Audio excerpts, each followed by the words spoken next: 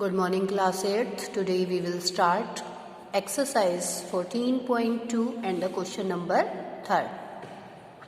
In last video we completed question number 2 and question number 1. So today we will start with question number 3rd. Factorize the expressions. आपको ये जो सारे questions दे रखे हैं, expressions दे रखी हैं, अलजेब्रिक एक्सप्रेशन, इनको फैक्टराइज करना है. तो देखो डिफरेंट क्वेश्चंस में आपका डिफरेंट पैटर्न लगता है, आइडेंटिटीज़ लगती हैं, तो वो डिसाइड आपको खुद से करना पड़ेगा कि कौन सी आइडेंटिटी हम लगाएं. ठीक है, तो हम क्वेश्चन नंबर 3rd कंप्लीट करते हैं. देखो क्वेश्चन नंबर 3rd के अंदर हमें क्या गिवन है. एट फर्स्ट देखिए क्वेश्चन नंबर फर्स्ट है 3rd का हमारे पास, तो हम इसमें से क्या कॉमन ले सकते हैं. एट फर्स्ट आप ये देखेंगे क्या ए है यहाँ पे बी है, तो ये तो ले ही नहीं सकते. एक्स स्क्वायर है और एक्स है, यानी कि यहाँ से हम एक्स कॉमन ले सकते हैं. अंदर हमारे पास ए एक्स प्लस बी, तो इसमें तो जस्ट इतना ही हो पाएगा, क्योंकि देखो एक स्टेप में हमारा जो है सोल्व हो गया कि इस तरीके से हम करें. सेकेंड वाला देखो आप एक बार, सेकेंड वाले में हमारे पास 7p square plus 21 Q square है. तो देखो 7 अगर आप लोग कॉमन ले सकते हो, यहाँ से 7 को कॉमन ले लिया तो p square plus 3q square बच गया आपके पास. तो ये भी एक स्टेप में हमारा कंप्लीट हो जाता है. अब देखो आप 3rd पार्ट पे आइए. 3rd वाला जो पार्ट है हमारा वो क्या है, तो ये आपको देखना पड़ेगा. यहाँ पे जैसे कि अब 2x cube plus 2xy square plus 2x z square, ये चीज़ गिवन है. तो देखो सब में 2 है, मतलब 2 आप कॉमन ले सकते हो. और सबके साथ क्या है, देखो यहाँ पे एक्स क्यूब है, यहाँ पे एक्स 1 टाइम, यहाँ पे एक्स 1 टाइम, तो 1 टाइम एक्स आप अगर कॉमन ले लेते हो तो यहाँ पे आपके पास एक्स स्क्वायर बच गया, यहाँ पे आपके पास वाई स्क्वायर बच गया, और यहाँ पे क्या बच गया, जेड स्क्वायर, है ना. इस तरीके से आप करें. अब ये 3 टर्म वाला था, अब 4 टर्म वाला आता है हमारा. 4th जो पार्ट है वो 4 टर्म्स वाला है. तो इसमें देखो A M square plus B M square plus B N square plus A N square, ये चीज़ है आपके पास. तो आप लोग क्या करेंगे, देखो इसमें दो के पेयर में से आपको लेना पड़ेगा. आप एट फर्स्ट अगर कौन सा पेयर उठाते हैं, ये वाला ही उठाते हैं, तो यहाँ से एम स्क्वायर आपका कॉमन, अंदर जो है ए प्लस बी रह जाएगा, प्लस यहाँ से एन स्क्वायर कॉमन, ये बी प्लस ए रह जाएगा यहाँ से. तो ये देखो एक चीज़ करो, अब एक स्टेप और लगाओ. ए प्लस बी, इसको हमने एज इट इज़ लिखा, ये एन स्क्वायर था. अब ये बी प्लस ए है, तो इसको बिल्कुल सेम इसी नोटेशन में देखो, बी प्लस ए करें या ए प्लस बी करें, बात तो एक ही है ना, क्योंकि हमारी कम्यूटेटिव प्रॉपर्टी जो है वो सेटिस्फाई होती है. तो ए प्लस बी मैं इसको लिख सकती हूँ ना बेटा, बी प्लस ए है तो इसको ए प्लस बी लिख सकती हूँ, कोई दिक्कत नहीं है. अब पूरे में से आप क्या कॉमन लोगे, पूरे में से आप ए प्लस बी को कॉमन ले लोगे, और यहाँ पे M square plus N square रह जाएगा. तो ये इस तरीके से आपका फैक्टराइजेशन हो गया पार्ट नंबर 4th में. ठीक है, 5th पार्ट है. 5th पार्ट में देखें कैसे करेंगे. 5th वाला जो पार्ट है हमारा, देखो बच्चों यहाँ से आप l कॉमन ले लोगे इसमें से, तो यहाँ पे m प्लस 1 रह गया आपके पास. प्लस में इन दोनों में से पेयर बना के आप क्या 1 कॉमन ले सकते हो, तो m प्लस 1. और ये मत सोचना कि यहाँ पे जैसे 1 तो सबके साथ होता है ना, m इंटू 1 करें या 1 इंटू 1 करें तो 1 ले सकते हैं. अब पूरे में से कॉमन आप क्या ले सकते हो, पूरे में से जो है कॉमन आप m प्लस 1 ले लोगे, तो यहाँ से तो आपका l बच गया, प्लस का साइन और फिर 1, तो m plus 1 and l plus 1. अब देखो हमारा 6th पार्ट है. 6th पार्ट के अंदर हम क्या लिखेंगे कि y plus Z, then 9 and y plus Z.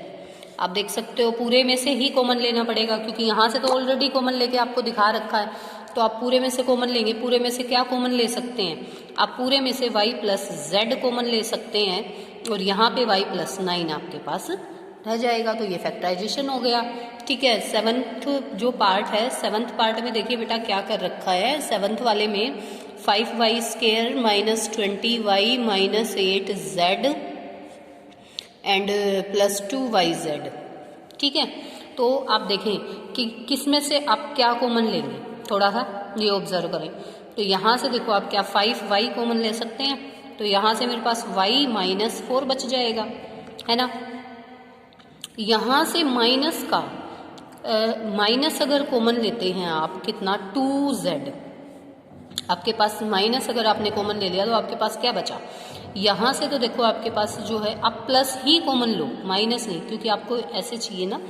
अब प्लस का 2z कॉमन लो, कोई दिक्कत नहीं है। यहाँ से क्या बच जाएगा, 2z, 2 पे ये अगर करते हो तो 4, और ये माइनस का ही बचा इसके आगे, क्योंकि माइनस और हमने तो प्लस ही कॉमन लिया है, तो निशान चेंज नहीं होंगे ना बेटा। और ये प्लस का कितना बच गया मेरे पास, प्लस का y बच गया। अब देखो एक स्टेप में देखो, ये y -4 है, ये -4 प्लस y है, तो इसको अगर विद साइन आगे पीछे लिख देंगे तो इससे कोई फर्क नहीं पड़ता बेटा, इसको हम ऐसे लिख सकते हैं। तो एक स्टेप में तो हम इसको बिल्कुल सेम बनाएंगे, क्योंकि हमें कॉमन चाहिए ना भाई। y -4 लिख सकती हूँ, देखो माइनस का 4 था, मैंने माइनस का 4 लिखा, प्लस का y था तो मैंने प्लस का ही y लिखा है, इसमें मैंने कोई चेंज नहीं किया, बस इनके प्लेस को चेंज किया है। तो वो प्लेस हम कर सकते हैं चेंज, ठीक है। पूरे में से क्यों किया है मैंने इसको, क्योंकि हमें सेम बनाना होगा। ये वैसे तो सेम है, लेकिन लिखने में ये तरीके में सेम बनाना होगा। तो अब y -4 पूरे में से कॉमन ले लेंगे, तो अंदर हमारे पास 5y + 2z जो है वो बच जाएगा, ठीक है बेटा। इस तरीके से हो गया। अब इसका जो है 8th और 9th पार्ट आप लोग खुद से करके देखेंगे बेटा। 8th एंड 9th पार्ट जो है वो आप खुद से देखेंगे, दो में से कॉमन ले लेंगे आप। देखिए मैं बुक में बता रही हूँ आप लोगों को, क्योंकि कम से कम 1-2 पार्ट तो आपका करना बनता है। देखो 10ab है, 4a है, 5b है, 2 है, तो आप इन दोनों में से 10ab में से 4a में से कॉमन, इसका पेयर बना के यहाँ से क्या कॉमन ले सकते हो, 2a कॉमन ले सकते हो, तो 5b + 2 बच जाएगा। यहाँ से 1 कॉमन ले लेना और फिर आपका बन जाएगा। यहाँ से देखो, यहाँ 6xy है, 4y है, तो आप देखेंगे इसमें से आप लोग क्या कॉमन ले सकते हो, तो इसको भी कॉमन लेके देखेंगे कि भाई इसका इसी के साथ कॉमन लेने से बन जाएगा या किसी आपस में और दूसरे का करना पड़ेगा। वैसे करना पड़ेगा नहीं ऐसा, आपका यहीं से बात बन जाएगी, है ना। इन दोनों में से आप क्या कॉमन ले लोगे, 2y कॉमन ले लोगे, और यहाँ इन दोनों में से आप क्या कॉमन ले लोगे, 3 कॉमन ले लोगे। और फिर जो है उस बीच वाली ब्रैकेट को एक जैसा बनाने के लिए आपको एक स्टेप और करना होगा, जैसे कि मैंने इन क्वेश्चंस में किया था, ठीक है। तो ये क्वेश्चन आपका हो जाना चाहिए बेटा। अब हमारे पास क्वेश्चन 4 है, फैक्टराइज करना है। देखो ये 4 में दिया हुआ है सारा, तो कोई बात नहीं, 4 में दिया हुआ है, बहुत इजीली हो जाएगा। आप ध्यान से समझेंगे तो बहुत ही इजीली आप इसको कर पाएंगे। देखिए फर्स्ट पार्ट है हमारा 4 का, a4 - b4। क्वेश्चन नंबर 4 का है हमारा फर्स्ट पार्ट a4 - b4। तो 4 में तो हमारे पास कोई आइडेंटिटी होती ही नहीं है, हम इसको पहले स्क्वायर वाले नोटेशन में बनाएंगे। तो मैं इसको क्या लिख सकती हूँ, क्या मैं इसको ऐसे लिख सकती हूँ, देखो इसको मैं ऐसे लिख सकती हूँ ना बेटा। इसका मतलब तो a4 ही हुआ, लेकिन आइडेंटिटी यूज करने के लिए मैंने इसमें इस तरह की नोटेशन लिख दी है। अब देखो ये पूरा का पूरा आप a मान लो, है ना, a है ये जैसे अंदर वाला, a² - b², क्या होता है, a + b and a - b।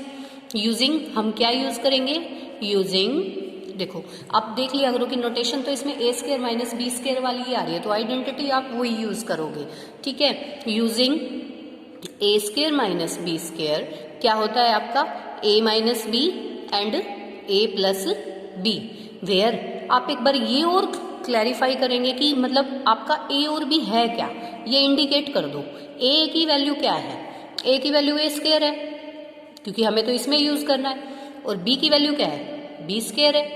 तो देखो अब जो आपका a² है और -b² है, वो आपका क्या बन जाएगा, देखो a - b यानी a² - b² and a² + b²। अब एक चीज आप ऑब्जर्व कर सकते हैं, देखो इस माइनस वाले में फिर से अगेन यूजिंग अगेन, ठीक है बेटा, बिल्कुल इस तरीके से आपको चलना है। तो इसी तरीके से आपका जो है क्वेश्चन नंबर 2 पार्ट है P4 - 81, P4 देखो सेकंड वाले में आपको दिया गया है P4 - 81, तो आप यहाँ पे क्या फॉर्म कर सकते हो, देखो p² कर दें, और 81 जो है ना, क्या करेंगे 81 का, देखो 3² 9 हो गया, और उसका स्क्वायर करोगे तो 81। आप फैक्टराइजेशन फॉर्म में भी करके देख सकते हो, तो ये 3²। तो देखो पिछला जो क्वेश्चन था बिल्कुल सेम यही नोटेशन थी, यहाँ a4 था, यहाँ b4 था, तो यहाँ मैंने क्या बना दिया, p4 - 34, है ना, p की 4 और 3 की 4, जो कि हमने क्या बनाई है, p² एंड -3² फिर यूज करेंगे। तो ये वाला जो पार्ट है ये एक बार आप ट्राई करके जरूर देखें बेटा, क्योंकि बिल्कुल फर्स्ट क्वेश्चन की तरह है। ये आपका A4 था, ये B4 था, तो हमने केवल इन्हीं का यूज़ करके वही सेम आइडेंटिटीज आपकी लगेंगी। तो ये वाला पार्ट आप ज़रूर करके देखिए, ठीक है। थर्ड पार्ट है, जैसे अब थर्ड पार्ट को ले लेते हैं। थर्ड पार्ट जो है आपका वो किस तरीके से गिवन है, देखो थर्ड पार्ट में आपको दिया हुआ है x4 minus y plus z4।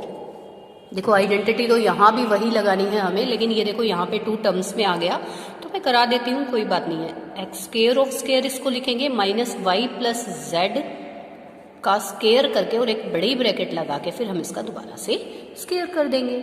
अब इसमें क्या यूज होगा, यूजिंग, देखो ये पूरा का पूरा ए स्केयर है अंदर वाला, ए स्केयर माइनस ये पूरा का पूरा बी स्केयर मानो तो बी स्केयर, तो